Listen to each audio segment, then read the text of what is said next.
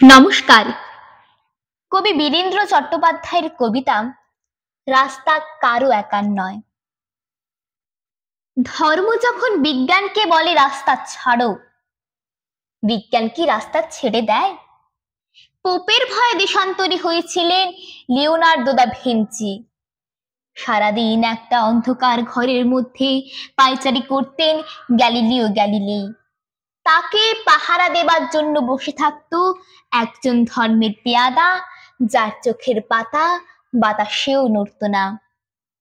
বিজ্ঞান কি তখন থেমেছিল?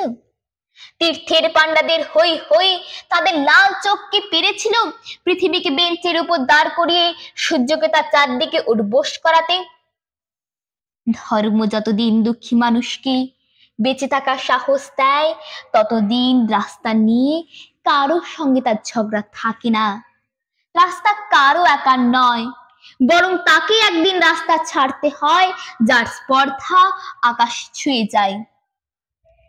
বিজ্ঞান যখন প্রেমের গান ভুলে ভাড়াটে জল্লাদের পোশাক গায়ে চাপায়, আর রাজনীতির বাদশারা পয়সা দিয়ে তার ইজ্জত কিনে নেয়, আর তার গলা থেকেও ধর্মেশ্বরীদের মতোই কর্কশ আদেশ শোনা যায়, রাস্তা ছাড়ো নইলে। পৃথিবীর কালো সাদা হলুদ মানুষের গান, তাদের স্বপ্ন এক মুহূর্ত সেই চিৎকার শুনে থমকে তাকায়। তারপর যার যেদিকে রাস্তা সেদিকে মুখ করে তারা সামনে, আরো সামনের দিকে এগিয়ে যায়। কেউ কারোকে রাস্তা ছেড়ে দেয় না। যতদিন এই পৃথিবীতে গান থাকে, গানের মানুষ থাকে, স্বপ্ন থাকে।